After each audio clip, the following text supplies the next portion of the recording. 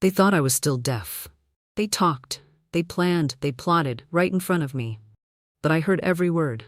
And when the time came, I made sure they heard me too. The first voice I heard after 23 years of silence was my son's, calling me a useless burden to his wife. It wasn't shouted.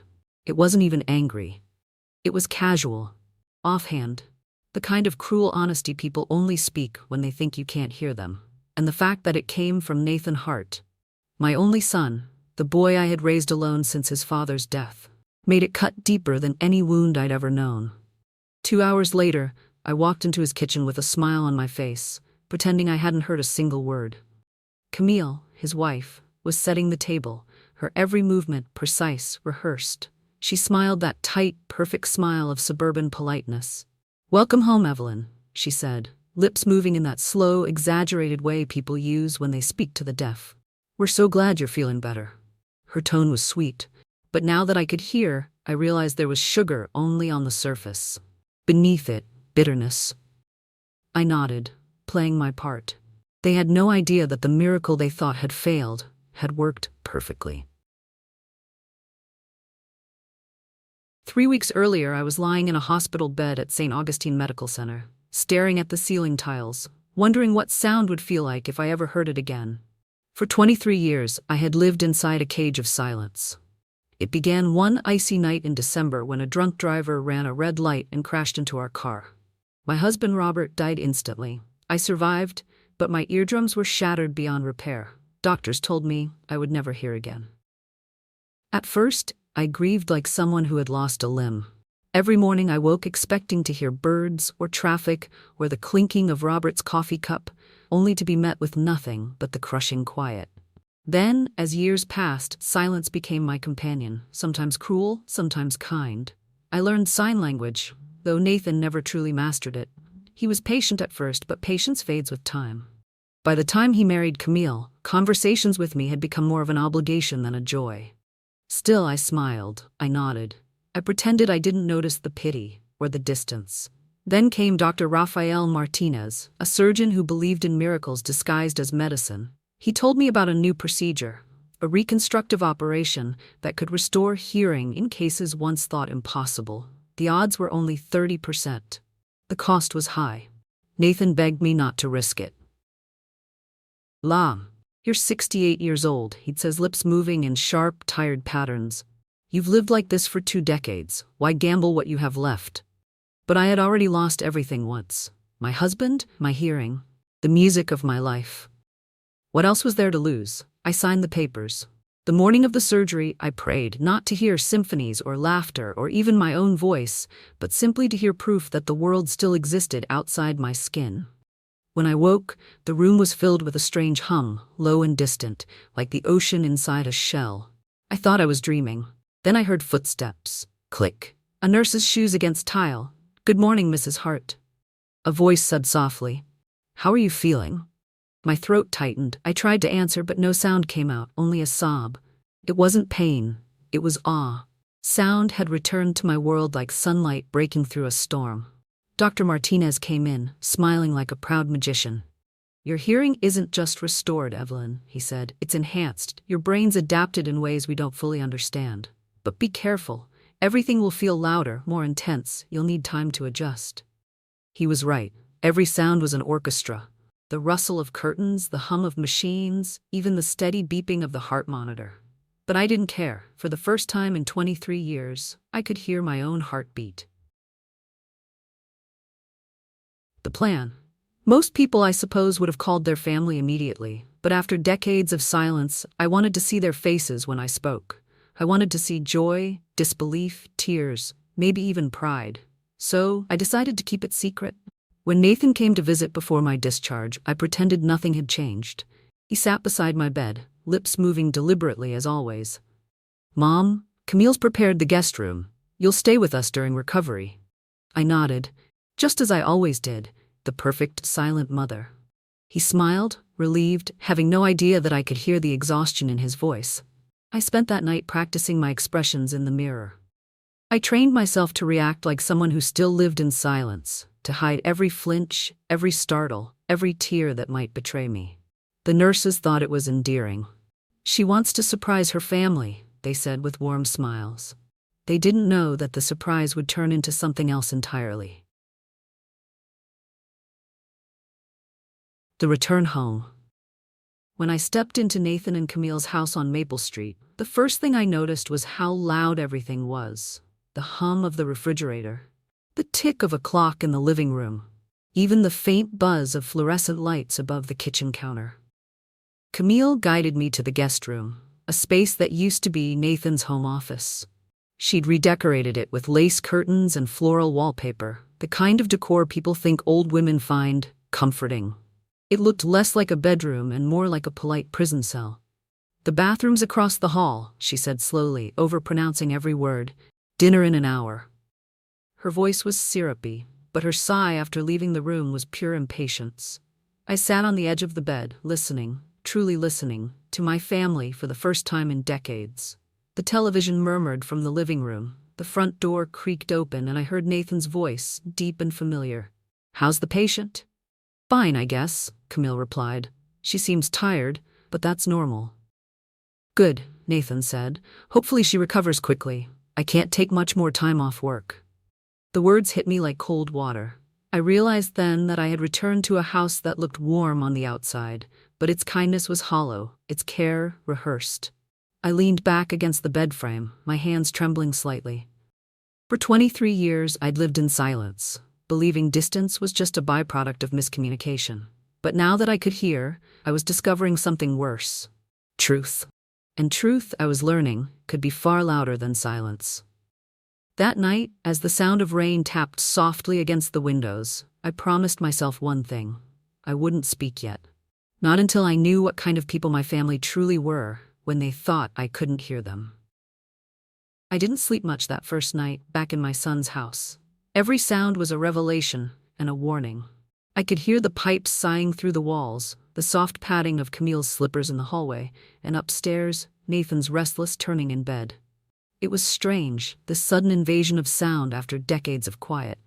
I had longed for it my entire life, but now it felt like a double-edged blade. One side beautiful, the other deadly sharp. Around midnight, I heard their voices above me, muffled but clear enough through the thin ceiling. "How long is she staying?" Camille's tone was clipped, tired. The kind that follows a long rehearsal of politeness. "Dr. Martinez said 1 to 2 weeks for observation," Nathan replied, "depending on her progress." 2 weeks? Camille exhaled sharply. "Nathan, that's 2 weeks of tiptoeing, of pretending, of rearranging my entire schedule to make sure she feels comfortable." "I know," Nathan said, "but what choice do we have? She's my mother." "Your mother," Camille repeated, bitterness leaking into her voice. "Who could have saved everyone the trouble by just accepting her limitations?" My hands went cold. I stared up at the ceiling as if I could see their words dripping through the floorboards. For 23 years, I had dreamed of hearing my family laugh, argue, tell stories, anything that made me feel connected again. And the first words I heard in my son's home were about how inconvenient my existence was. I pulled the blanket tighter around myself. The sound of rain intensified outside, and for the first time since my surgery, I wished I were deaf again. "Did you sleep morning?" The next morning, Camille was already in the kitchen when I came out. She smiled without warmth. "Good morning, Evelyn," she said slowly, as if I still couldn't hear her. "Did you sleep well?" I nodded, gesturing to the coffee pot. She poured me a cup, then turned away quickly, her phone pressed against her shoulder. Her voice dropped to a lower tone, but I could still hear every word. "No, Mother," she said quietly. "The surgery doesn't change anything. Even if her hearing improves, she's still old. She'll still need supervision." A pause. "Then Brookside has an opening. We should act quickly." Brookside? The name echoed in my mind like a bell toll. I'd heard of it. Pinecrest Haven Assisted Living, a clean, sterile place on the outskirts of town. People called it a care facility. But the truth? It was where families sent their guilt to die. I sat perfectly still, staring into my coffee as her voice continued. "David thinks we should wait," she said, "but I don't see the point. She's 70, Mother. She won't put up much resistance once she realizes it's for her own good." She hung up before noticing me listening. When she turned around, I was smiling, pretending to read the label on the coffee jar. "Oh, "You're up early," she said, her smile stiffening. I pointed to my watch and mouthed habit. She nodded, relieved, and left the room. I waited until the sound of her heels faded upstairs before letting my mask slip. I wasn't angry yet. I was studying, listening, gathering. The silence that had once been my prison was now my camouflage. The whispered war. Over the next few days, I became an expert at pretending. I played the part of the grateful, harmless elderly woman, slow, polite, oblivious. But behind that mask, I listened to everything. From my guest room, I could hear phone calls, footsteps, arguments muffled through walls. The thin vents of the house became my allies, carrying every secret straight to me. On Tuesday, Camille spoke again with her mother. "Yes, I talked to the administrator," she said. "They'll take her in June. It's perfect timing. Nathan doesn't need to know yet. It'll only stress him out." Perfect timing. I wanted to laugh. They thought they were planning my future, but they were actually writing their own downfall. Word by word, lie by lie. Later that afternoon, I overheard Nathan in his office speaking to someone on speakerphone, his partner, Trevor Blake. "The timing is actually perfect," Nathan said. "If we move her now, before she starts asking questions about her finances, we can set up guardianship. She's got maybe $200,000 in savings plus the house. That'll cover Brookside for years. Maybe even help us stabilize the business." Trevor's voice came through, cold and amused. "You sure she'll go along with it?" "She won't have a choice," Nathan replied. "Camille's done her research. Once we get a doctor to confirm diminished capacity, we're clear." I pressed my hand against my mouth to stifle a cry. My son, the same boy I'd taught to read bedtime stories by candlelight when we couldn't afford electricity, was discussing how to sell my home. My home, the one I had built with Robert, the one where Nathan had taken his first steps, the one I was now just an inconvenience to. The mirror. That night, I stood in front of the small mirror in the guest room. The woman staring back at me was familiar and foreign all at once. Silver hair, faint scars along the jawline, but eyes sharper than they'd been in decades. 23 years of silence hadn't weakened me. It had trained me. I'd learned to read lips, to watch faces, to understand what people meant, even when they didn't say it. Now, with hearing restored, I had two ways to listen. I whispered to my reflection, "They think I'm helpless. Let's keep it that way." Thursday. By Thursday, the full extent of their betrayal had unraveled like a bad play I'd seen too many times. Camille was on the phone again, this time with a real estate agent. "Yes, a small ranch-style home in Willowbrook," she said, voice bright and professional. 3 bedrooms, well-maintained, large backyard. It'll sell quickly. Oh, and the owner's moving to assisted living, so we can price it to move fast. My fingers tightened around the teacup until I thought it might crack. They were already selling my house. While I sat under their roof, smiling, drinking their coffee, pretending not to hear, they were dismantling the life I'd built piece by piece. And that was the moment I stopped being afraid. I walked back to the guest room, shut the door quietly, and sat at the small desk by the window. The rain outside had started again, soft but steady, like a metronome counting down to war. I took out a notepad and wrote 3 names: Alan Joe, attorney; Dana Morales, private investigator; Bank of Juniper. Then beneath them I wrote a single sentence: "They think I'm still deaf." I underlined it twice. The listening game. For the next 2 days, I gathered evidence. Every conversation, every phone call, every whisper that floated through those thin suburban walls. I collected them all. When Camille left for her Pilates class Friday morning, I used their home computer. She'd left her email open. Within minutes, I found everything. Messages with the nursing home administrator at Pinecrest Haven, financial spreadsheets listing my assets, drafts of guardianship paperwork she was preparing for Nathan to sign. And in the corner of her inbox a folder labeled Future Plans. Inside were attachments, design mock-ups from interior decorators. Subject line: Hart Residence renovation, post-transfer. She was planning to turn my living room into a wine bar, Robert's old workshop into a modern relaxation space, my bedroom into a home office. The betrayal wasn't just financial, it was personal, surgical, total. I printed copies of the emails, folded them neatly, and hid them in my suitcase beneath my clothes. That night, Nathan came home early. I heard the garage door open, then his heavy footsteps down the hallway. He paused outside my room. For a moment I thought he might come in. Instead, he whispered through the door, his tone heavy with guilt that sounded almost practiced. "Mom," he said softly, "I'm doing what's best for you." I closed my eyes and stayed silent. I'd spent 23 years in silence. A few more days wouldn't hurt. The promise. By Saturday, I knew exactly what I needed to do. While Nathan and Camille spent the afternoon shopping, I made 3 phone calls. Quiet, calm, deliberate. The first to Alan Joe, the attorney recommended by one of the nurses. The second to Dana Morales, a private investigator who specialized in elder exploitation. And the third to my bank manager, arranging to move my savings into a private account. By the time they came home that evening, I had everything set in motion. I stood by the window, listening to their laughter as they walked up the driveway, the laughter of people who believed they'd already won.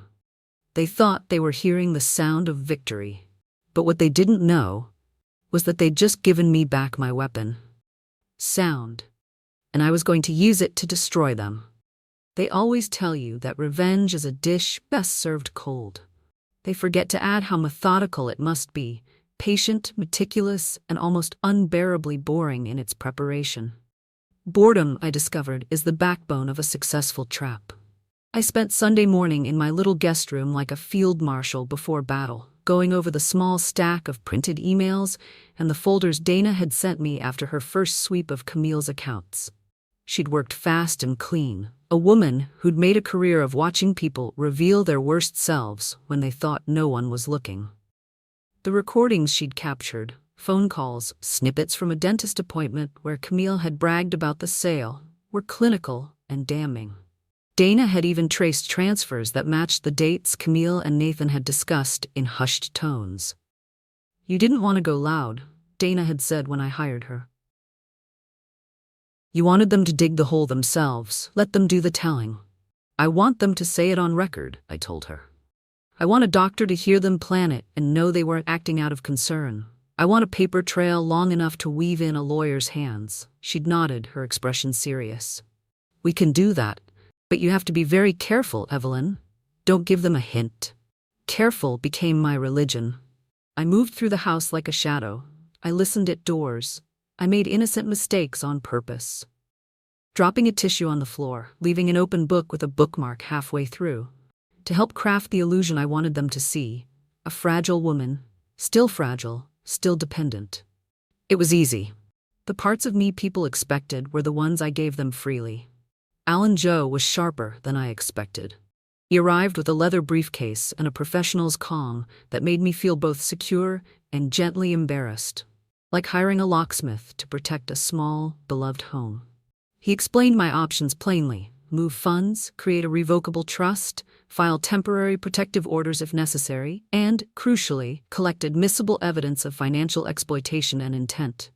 "We'll need more than gossip," he said. "We need documents, recordings, corroboration. Courts like patterns and proof." Alan's voice was lawyerly and exact. He used words I'd half learned over the phone in the days prior: conservatorship, fiduciary duty, non-consensual transfer. I nodded. I had those things. We arranged for Dana to place a small recorder in the guest room, a discreet slate device that she assured me would capture everything and save it safely off-site.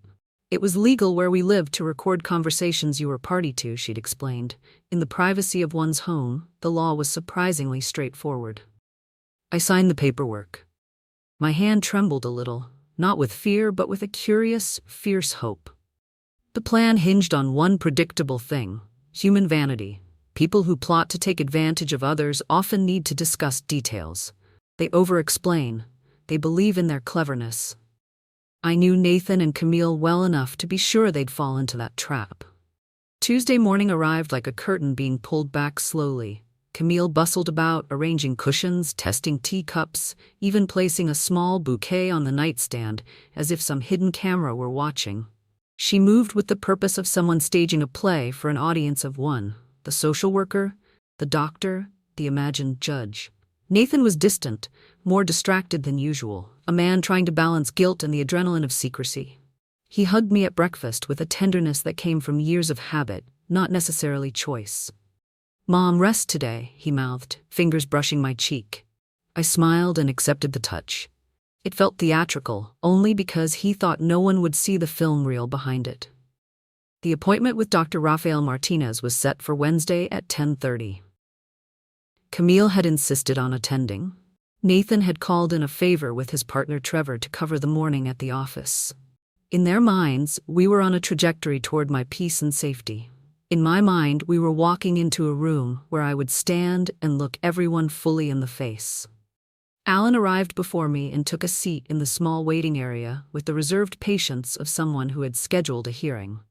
Dana sat in a parked car down the block with a thermos and a stack of legal pads, ready to swoop in if we needed immediate action. My heart did something peculiar when I saw her, a quick, fierce lift that surprised me with its youth. I adjusted the scarf at my neck and breathed slowly. We were escorted into Dr. Martinez's consultation room.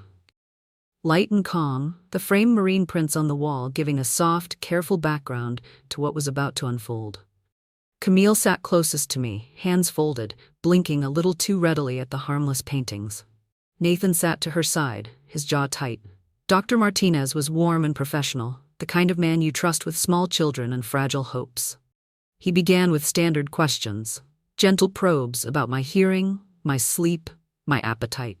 He listened when I answered. He tested me. He adjusted the audiology settings and asked me to read lips, then to respond to whispered phrases. He spoke in measured, clinical sentences that made the test feel like a simple recital. And then, because human plans are so often plain and predictable, Camille slipped. It was a single, casual remark, meant for Nathan, but loud enough for everyone to hear when she believed the doctor was only half listening.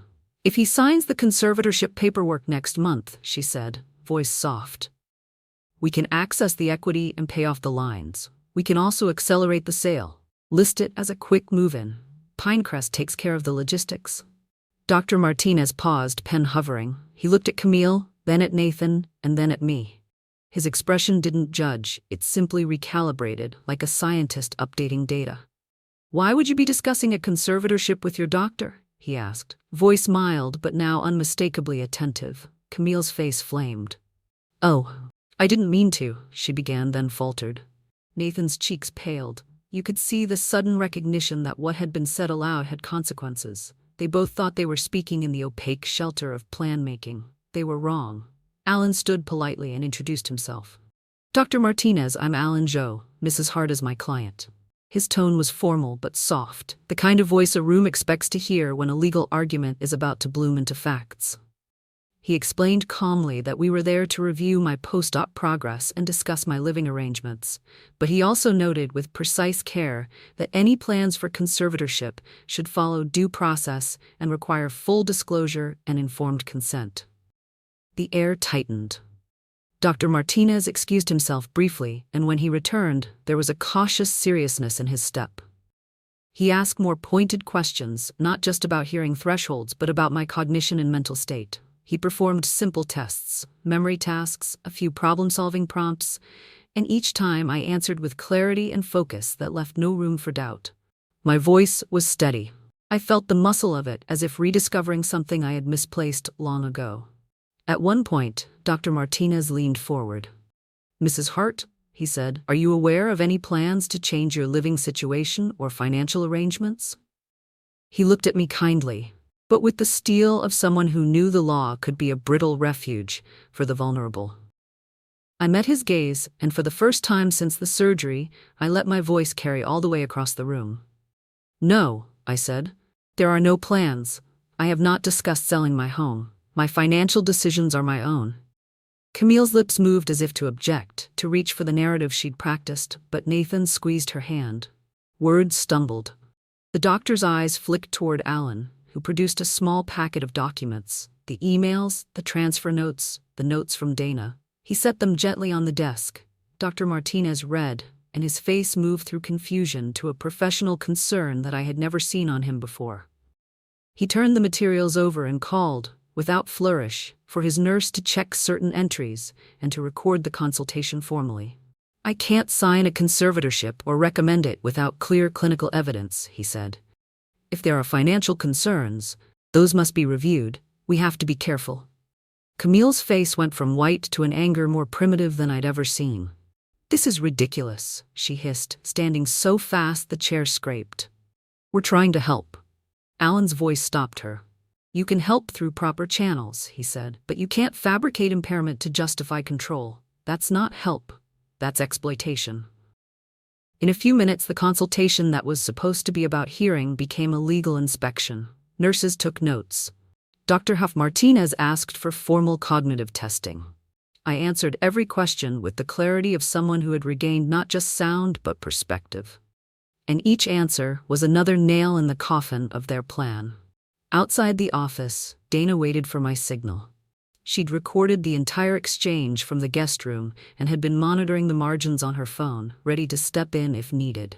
I left the clinic with Alan and Dr. Martinez, and as we walked to the car, I felt the thin, strange euphoria of survival and victory braided together.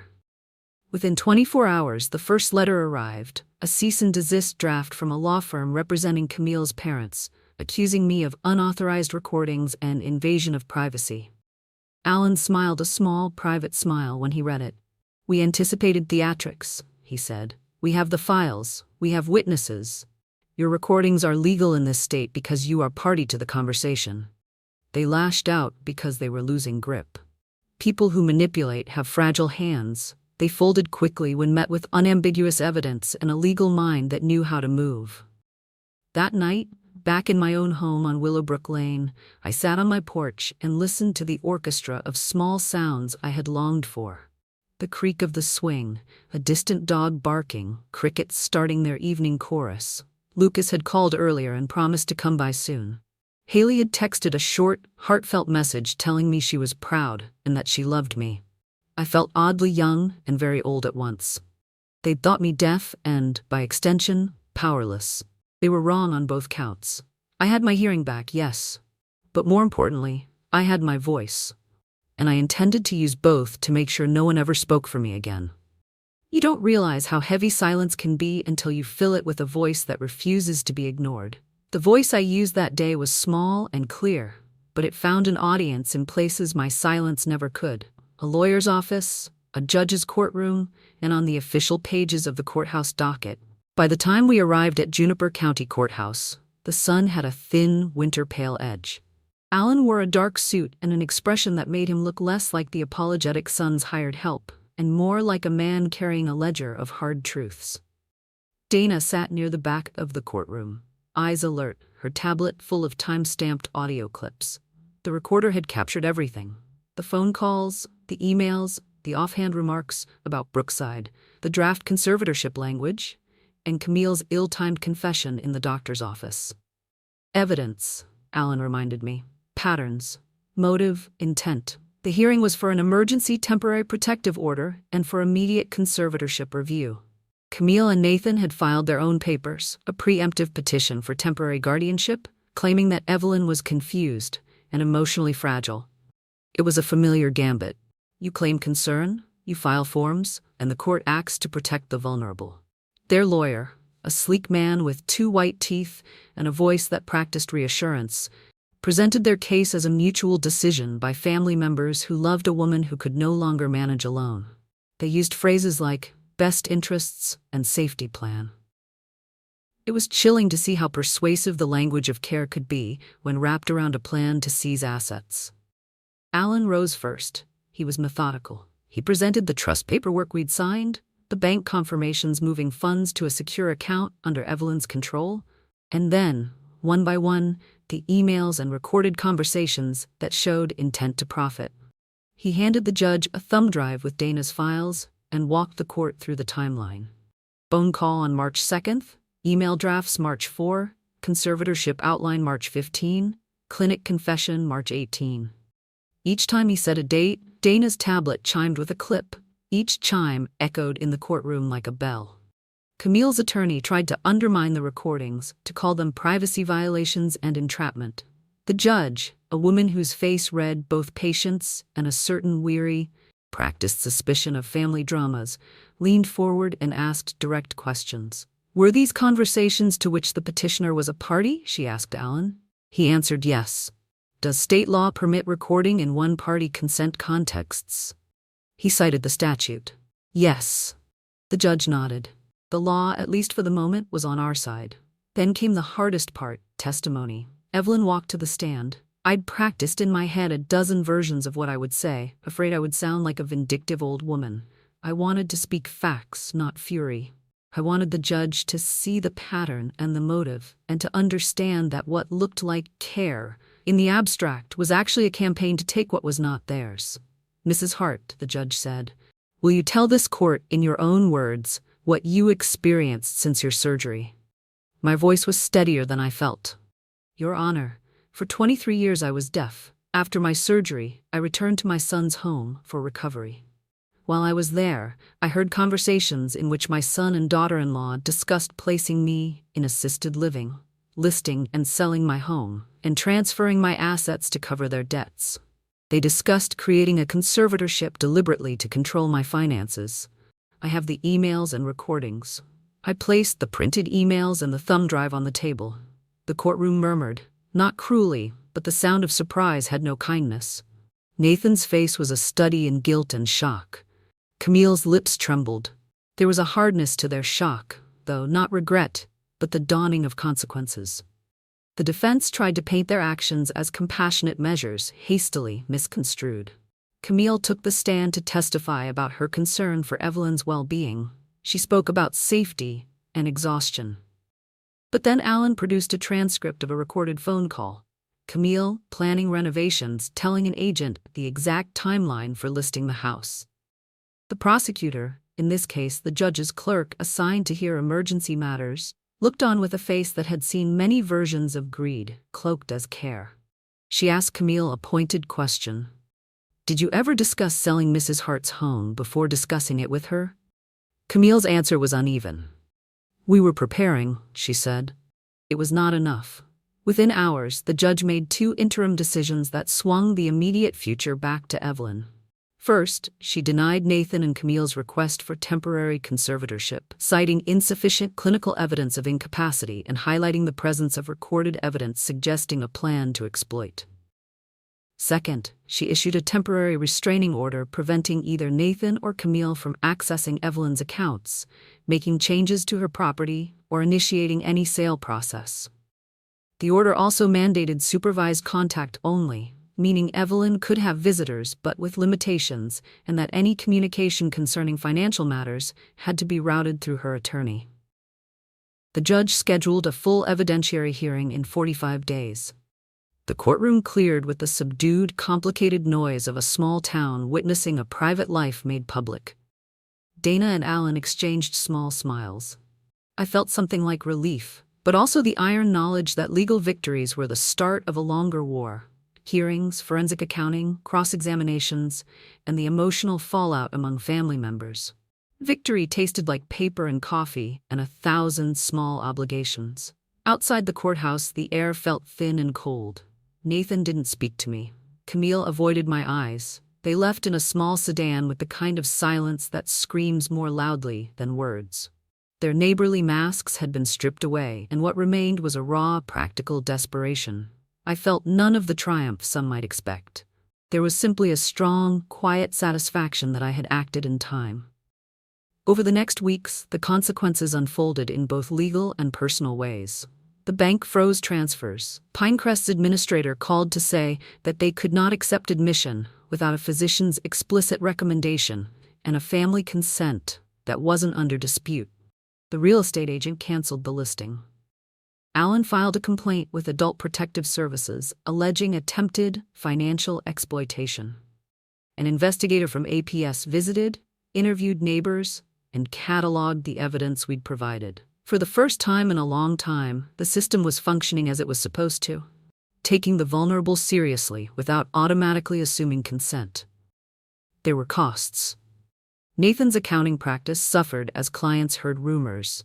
Their credit lines were scrutinized, creditors called.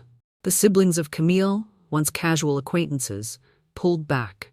Camille took a leave from work and retreated into the tidy silence of a life suddenly adult in its consequences. Friends debated the case in grocery store aisles. The neighborhood stitched together its opinions like quilts. Some thought Evelyn a cunning matriarch. Others defended family ties as messy but sacred. What surprised me and moved me more than any legal ruling was the small, human rebuilding that happened afterward. Lucas began to visit regularly, asking questions, listening, learning the story of a grandmother who had more backbone than he'd imagined. Haley came with school books and curiosity. Both grandchildren began to spend time helping me in the garden, learning the rhythm of our small property, asking about their grandfather Robert. Margaret from next door brought over casseroles and invitations to bridge.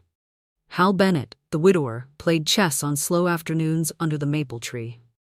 Life reknitted itself on a sturdier, clearer pattern.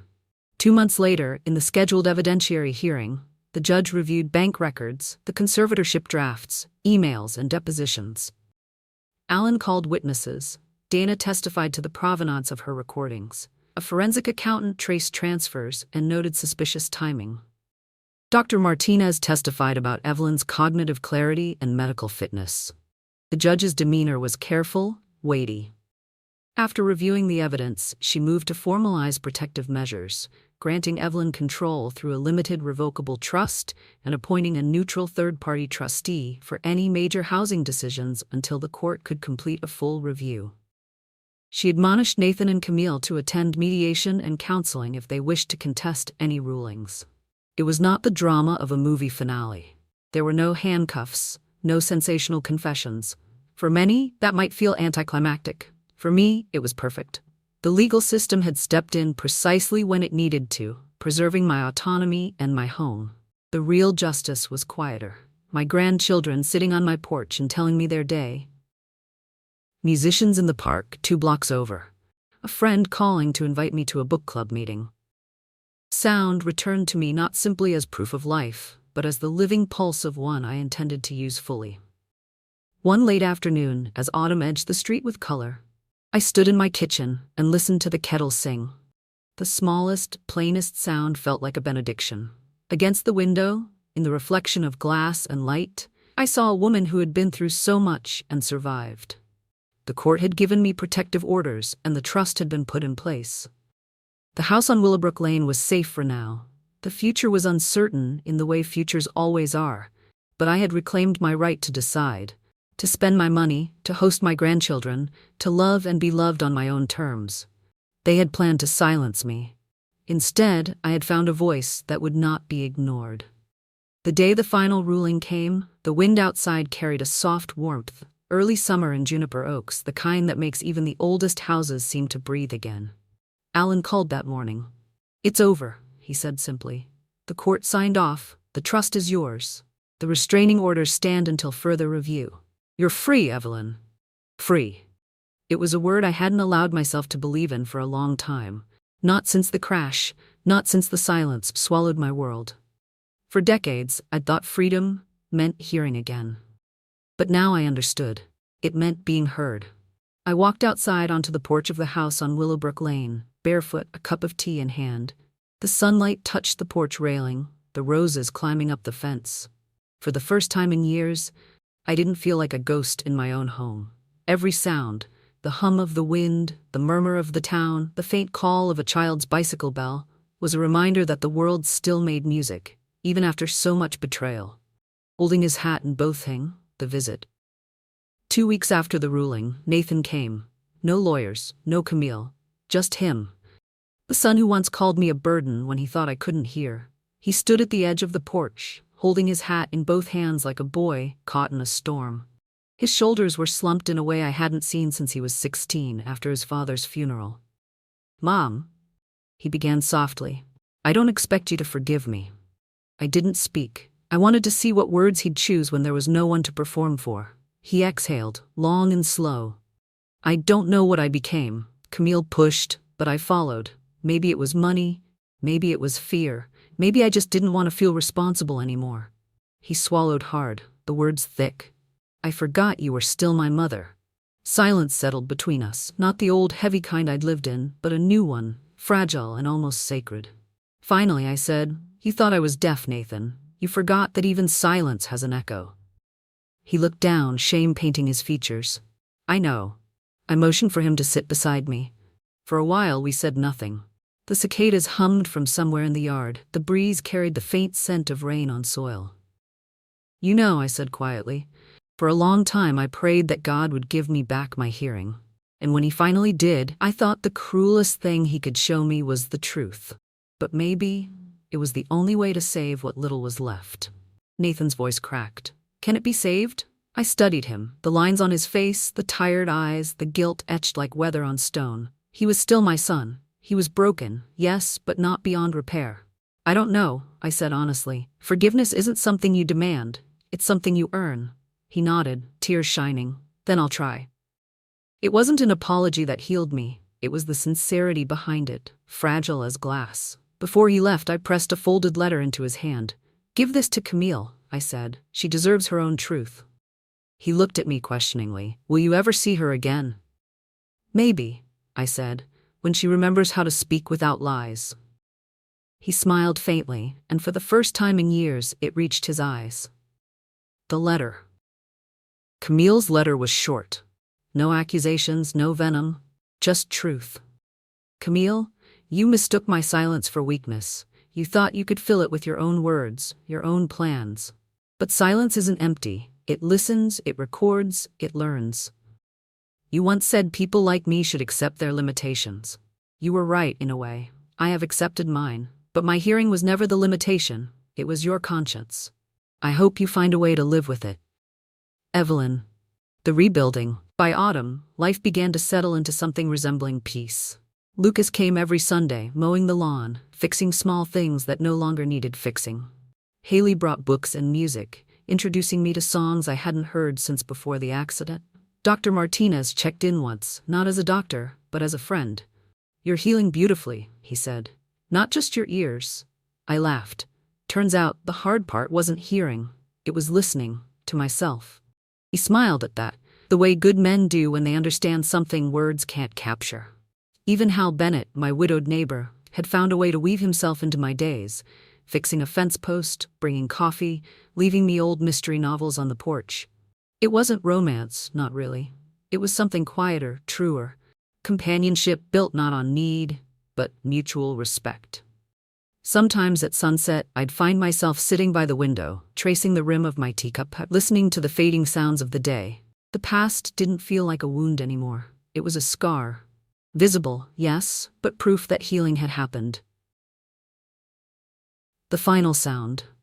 One night, months later, I awoke to the sound of thunder, soft, rolling, familiar.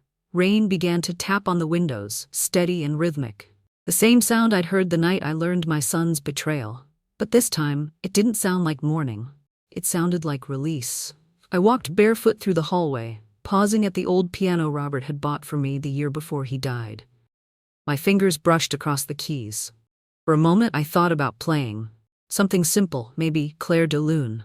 But then I realized I didn't need to. The rain was already making its own music. I sat down, closed my eyes, and listened. The storm outside, the pulse of the wind through the trees, the faint ticking of the grandfather clock. It all blended into one vast, breathing harmony.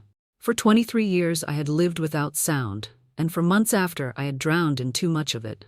Now finally I had found balance. Sound wasn't the opposite of silence. It was what made silence beautiful. I whispered into the quiet, more to myself than to anyone else. "I forgive you, Nathan. I forgive you, Camille, and I forgive myself for waiting so long to speak." Outside, the rain softened, as if the world itself was listening. The storm passed. The night was calm. And for the first time in my life, silence didn't frighten me. It felt like home. It's been 2 years since that spring. The season when I found my hearing, my courage, and my voice again.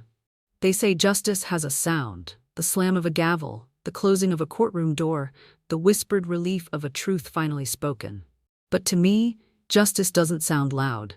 It sounds like wind through an open window, like pages turning, like laughter that comes back after too long.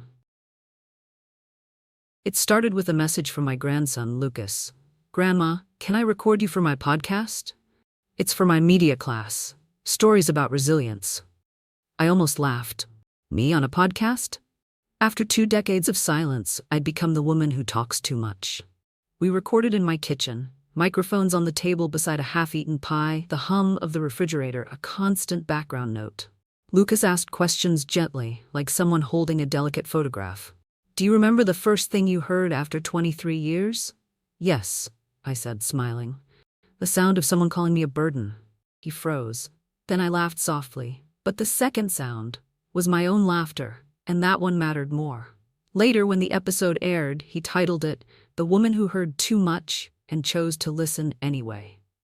It went viral, a quiet kind of viral, shared between college students, caregivers, and strangers who'd lived through their own small betrayals. Emails started coming in, letters from people I'd never met. A woman in Michigan who'd left an abusive son. A retired nurse in Oregon learning to sign again after losing her hearing. A teenage girl who said, "You made me want to talk to my grandma again." For the first time, my voice, once lost, was helping others find theirs. The letter came one morning in winter, written in careful, unfamiliar handwriting. The return address read, Brookside Manor. "Camille?" I stared at it for a long time before opening it. "Evelyn, they transferred me to the memory care wing last month. Not as a patient, but as staff. The irony isn't lost on me. Every day I watch families leave their parents here with the same soft lies I once told you. It's for your safety. We'll visit often." Now I understand what those lies sound like on the other side of the door. I'm not asking for forgiveness. I'm trying to earn it, one kindness at a time. If you ever visit Brookside again, I'll be here. Not hiding, not pretending. Camille. I folded the letter carefully and placed it in the old wooden box where I kept Robert's things. His watch, our wedding rings, the photo of Nathan as a child. Forgiveness, I realized, wasn't a gift you give once. It was a choice you renew every time anger tries to take its place.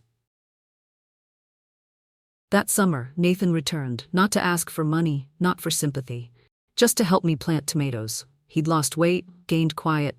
He still carried the guilt, but he wore it honestly now. As we worked, I asked, "Do you still talk to Camille?" He nodded. "She's better. Working hard. She says she wants to make peace." "And you?" He smiled faintly. "I'm learning to listen, Mom, for once." That afternoon, he fixed the old porch swing, the one Robert had built before he died. When it finally creaked back to life, I sat down beside my son. For the first time in decades, the silence between us wasn't cruel. It was comfortable. Forgiving. I turned 71 last fall. Dr. Martinez still sends Christmas cards. Dana visits sometimes, bringing her partner and their adopted daughter.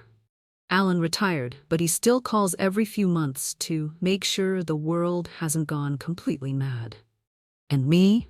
I started teaching sign language classes at the community center, free lessons every Thursday for anyone who wants to learn. The irony makes me laugh every time.